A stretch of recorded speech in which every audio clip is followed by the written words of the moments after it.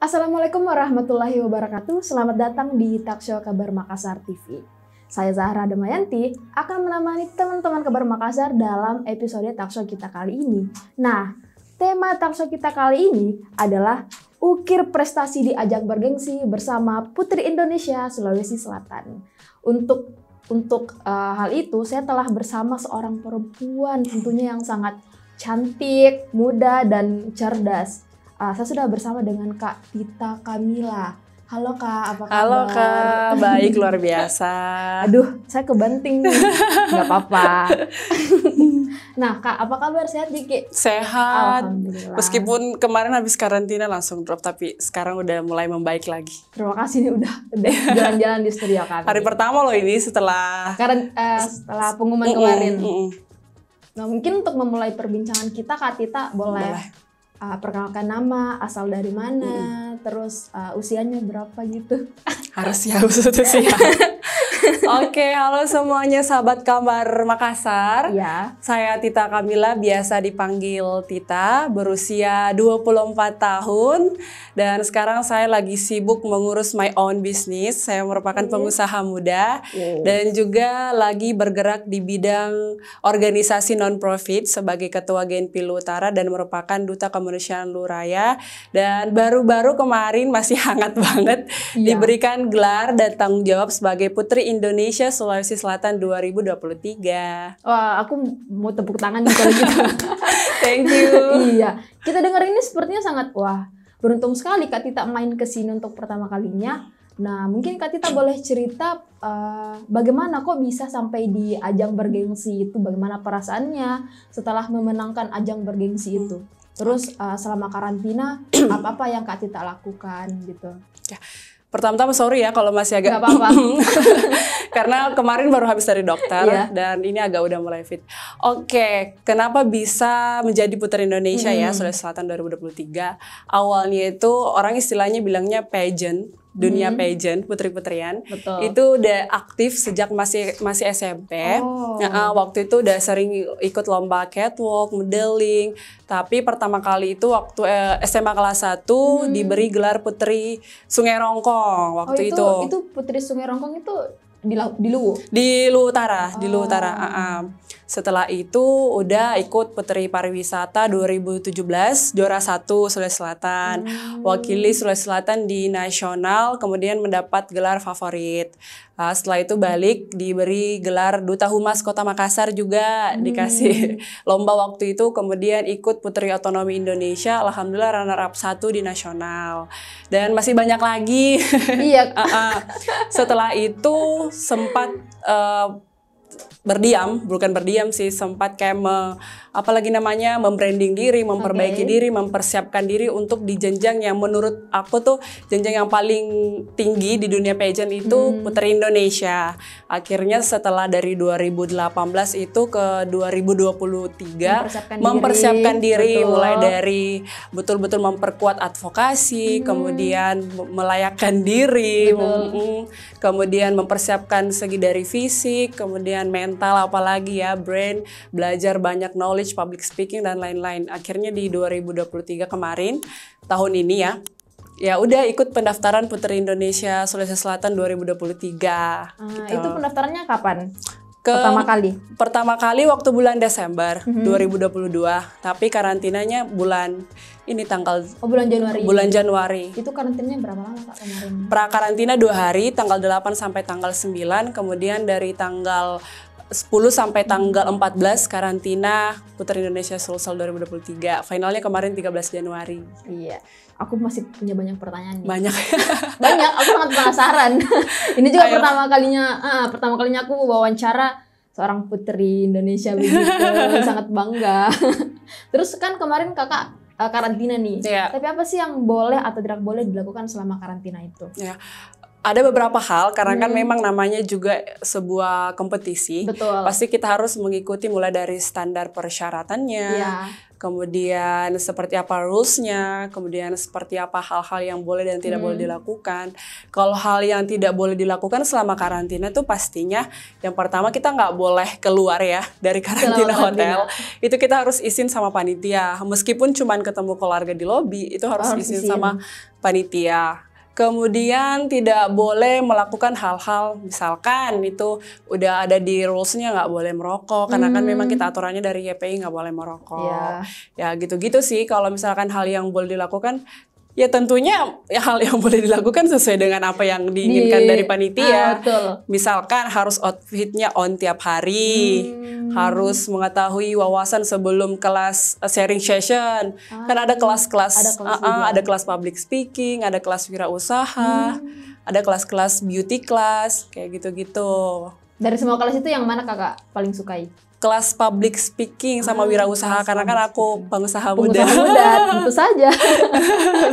Nah, terus kalau dari persiapan 2018 ke 2022 itu persiapan apa yang kakak rasa paling susah atau yang paling memang betul-betul harus saya tingkatkan? Awalnya sih jujur sebenarnya waktu sebelum ikut Putri Indonesia sebenarnya agak bingung dilema. Ikut nggak ya? Ikut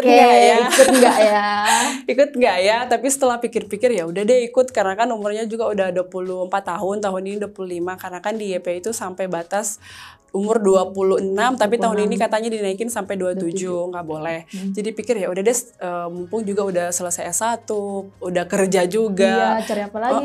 Udah banyak pengalaman juga, ya udah coba aja. Kayak gitu. Tapi kan kemarin emang waktu di Luutara itu tahun 2019, itu ada banjir bandang.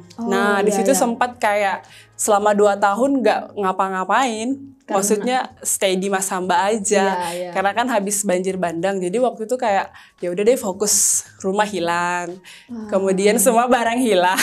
Jadi kayak memulai dari nol lagi gitu. Jadi harapan untuk ikut putri-putrian lagi udah nggak ada, karena kan udah fokus lagi membangun rumah.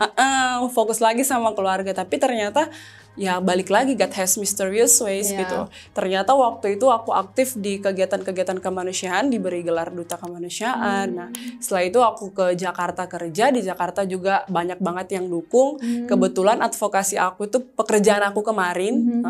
Akhirnya ya udah ikut Putri Indonesia, karena kan advokasi aku di bidang lingkungan, akhirnya ya ikut deh di Putri Indonesia, karena aku pikir power yang aku punya di advokasi itu cocok untuk ikut di Putri Indonesia.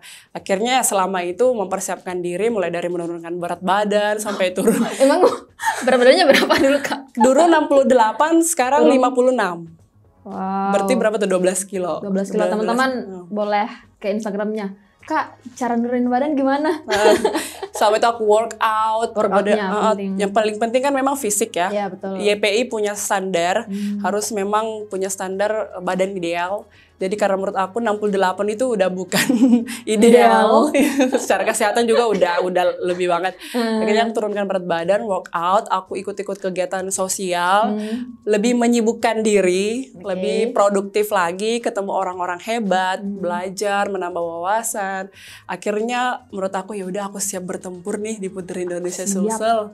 Aku siap. Akhirnya ya ikut pendaftaran dan alhamdulillah. Dan the crown is mine. Dan alhamdulillah teman-teman bisa lihat sendiri, kakak terpilih sebagai Putri Indonesia Sulawesi Selatan 2023. Nah, kan banyak banget nih unsur-unsur atau poin-poin yang bisa kakak dapatkan selama proses seleksi kemarin. Dan salah satunya itu jawaban kakak terhadap pertanyaan juri. Sebenarnya di jawaban kakak itu apa sih yang pesan kakak ingin sampaikan? Oh, yang waktu Q&A top 3. Karena pertanyaannya kan memang tentang literasi. Betul. Bagaimana caranya kamu sebagai perempuan untuk meningkatkan kualitas SDM itu melalui literasi. Nah, waktu itu aku jawab bahwa kita harus mengetahui diri kita dulu gitu loh. Seperti apa bentuk cara kita belajar. Karena kan literasi merupakan salah satu bentuk belajar entah itu membaca, mendengarkan. Nah, kalau misalkan kita udah tahu kapasitas kita, cara belajar kita itu entah kita kita mampu menyerap pelajaran edukasi itu secara cepat melalui visual, karena kan emang ada orang yang bisanya itu secara visual melihat, ada juga yang memang bisanya audio mendengarkan. Nah, kalau misalkan kita udah tahu nih kemampuan kita menyerap lebih cepat itu secara visual atau audio, ya udah, itu kan sistem motoriknya orang beda-beda. Berarti menurut aku kalian udah mampu gitu kan belajar literasi dengan mudah. Jadi kalau misalkan kalian udah tahu, ya udah pakai cara masing-masing. Karena kalau aku kan tipikal visual, suka menggambar, mencatat gitu kan, melihat sesuatu itu cepat menyerap ketika digambar-gambar gitu. Kalau audio agak susah. Berarti lebih yang kayak suka mapping gitu ya. Aku enak banget mapping. Jadi kalau kalian udah tahu, ya aku yakin pasti kalian udah, kita semua udah pasti cepat dengan mudah untuk belajar gitu. Itu yang aku sampaikan, dan aku bilang bahwa setiap perempuan itu kalau hanya mengandalkan kecantikan itu dunia terlalu keras untuk itu. Dengar itu teman-teman perempuan karena kan itu. Aku pengen sampaikan juga kemarin bahwa seperti yang kita ketahui, kita perempuan itu diberikan anugerah dari Tuhan, kuadrat melahirkan dan mengandung. Nah, sebagai perempuan kita harus mencintai anugerah itu, kita harus menggunakan anugerah itu sebaik-baik mungkin dengan cara kita mengandung dan melahirkan, karena ibu adalah merupakan madrasah pertama bagi anak-anaknya. Ibu merupakan ibu merupakan sosok yang melahirkan dan menentukan generasi emas ke depannya. Jadi alangkah baiknya ibu itu mempunyai literasi, edukasi yang baik untuk anak-anaknya ke depannya nanti. Karena menurut teorinya, faktanya bahwa anak-anak semenjak masih dalam kandungan itu dia udah menyerap semua apa yang didengarkan ibunya, apa yang dibaca oleh ibunya, apa yang diketahui oleh ibunya.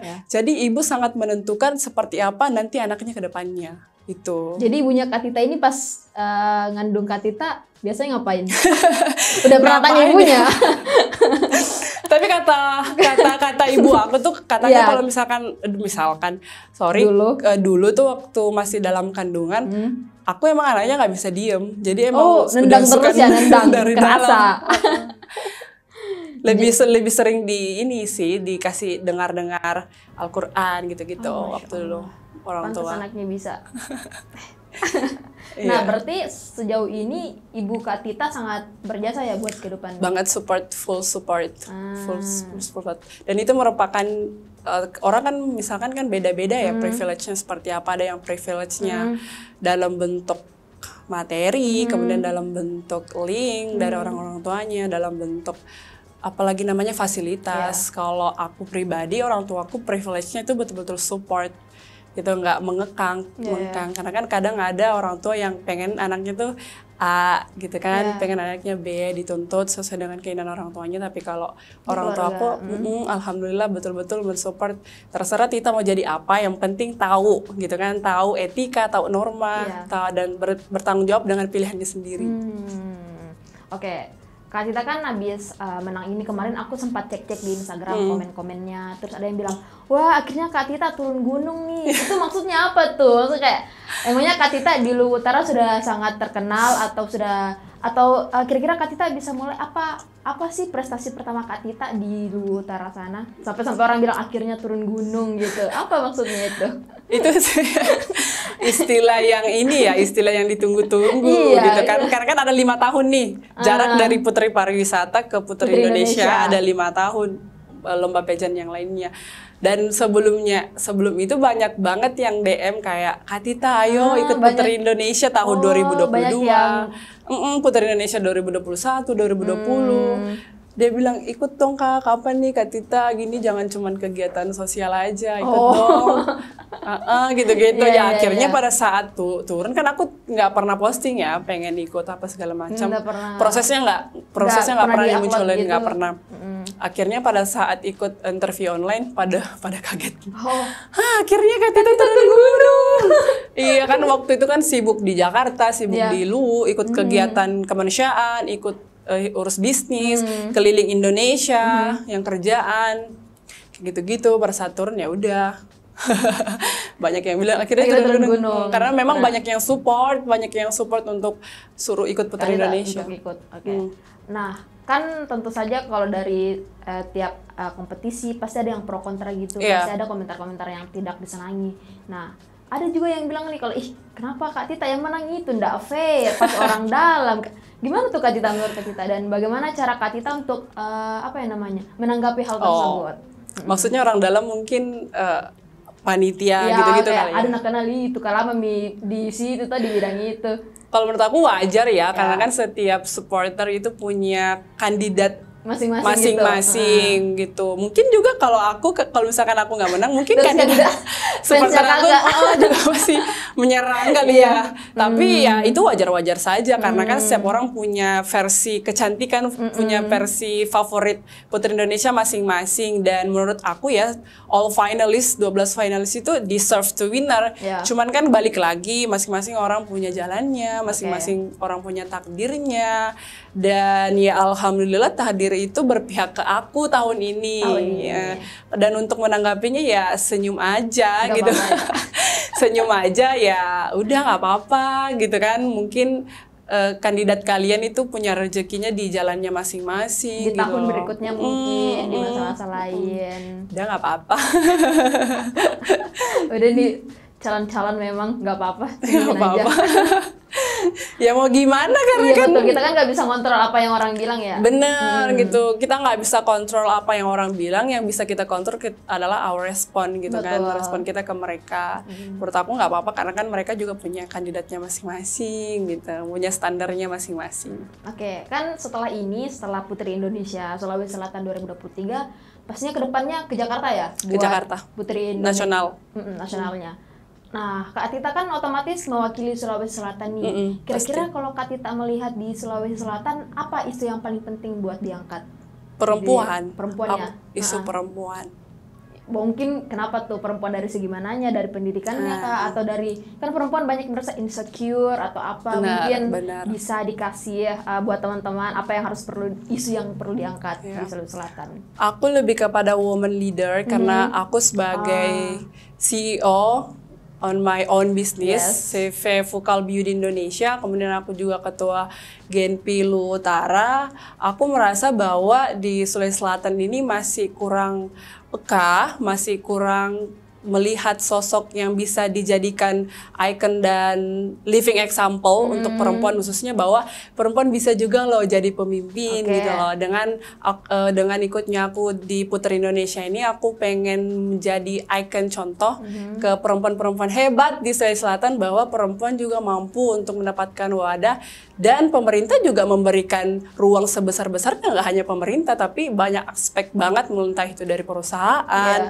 entah itu dari lembaga, banyak kok yang sudah memberikan kesempatan untuk perempuan, tapi mungkin karena kurangnya contoh, jadi masih banyak perempuan yang kayak takut, masih banyak perempuan yang insecure. Padahal padahal kita mampu loh untuk jadi pemimpin, mampu loh untuk memimpin sebuah lembaga, memimpin sebuah komunitas, memimpin sebuah bisnis, itu bisa. Buktinya aku bisnis dan komunitas, dua-duanya, ya 4 semuanya. Bisa. Nanti ke Jakartanya tanggal berapa, bulan berapa Kak? Rencana sih belum ada waktu yang fix, tapi katanya setelah Lebaran, entah itu bulan 5 atau bulan 6. Setelah Lebaran ya. Nah, persiapan Kak Tita apa nih? Banyak yang banget. Paling dipersiapkan lah biar teman-teman bisa tahu apa tuh. Kalau dari segi fisik ya pasti harus menurunkan berat badan dikit lagi. Padahal udah selangsung ini. Dikit lagi. Kemudian dari segi knowledge itu pasti harus, karena kan setiap bulan, setiap ini kan isu-isu nasional, isu-isu ini harus selalu berubah faktanya. Kemudian dari segi public speaking, of course di nasional itu semuanya jago-jago banget, jadi aku harus lebih mengupgrade diri. Kemudian dari segi catwalk itu udah wajib. Kemudian mempersiapkan perintilan-perintilan yang harus digunakan selama karantina, entah itu outfit daily, cocktail, evening gown, national costume, itu semuanya harus dipersiapkan ke nasional. Itu Kak Tita semua yang persiapkan? Ada tim. Oke. Terakhir nih Kak, harapan Kak Tita untuk muda-mudi di Sulawesi Selatan, khususnya perempuan. Nah, untuk semua teman-teman di Sulawesi Selatan, ayo do your best, kemudian jangan insecure. Boleh insecure, sebenarnya boleh insecure, tapi dalam hal positif, dalam artian bahwa itu dijadikan sebagai motivasi untuk mengupgrade diri. Karena kalau kita nggak insecure, ya kita tetap ada apa adanya kita. Ada di titik itu terus. Ada di titik itu terus, kita nggak bakalan keluar dari comfort zone kita. Gitu. Jadi jangan takut insecure juga, cuman jangan jadikan insecure itu sebagai hal beban. Gitu.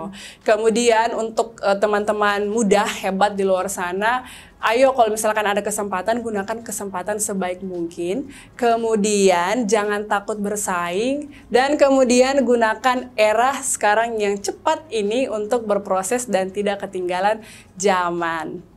Oke Kak Tita, terima kasih. Sama-sama. Itu poin yang bagus sekali. Kalau saya bisa tarik kesimpulan dari semua yang Kak Tita bilang, habiskan poin jatah gagalmu sebelum sukses. Habiskan semua jatah gagalnya kalian. Mungkin Kak Tita ini sudah banyak sekali mencoba, banyak sekali yang dia lalui sampai akhirnya ada di titik ini. Banyak banget. Tapi teman-teman kan cuma lihat yang di Instagramnya. Iya, makanya yang di komen-komen haters tuh kayak dibilang dia nggak deserve untuk dapat itu.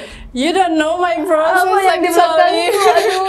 Kamu nggak lihat proses aku gimana memperjuangkan crown ini, guys. Tapi it's okay, nggak apa-apa. Karena memang itu dialami oleh orang-orang. Itu merupakan salah satu pemanis dalam proses gitu. Biar ada motivasi juga buat memberikan bukti bahwa me deserve to get it gitu.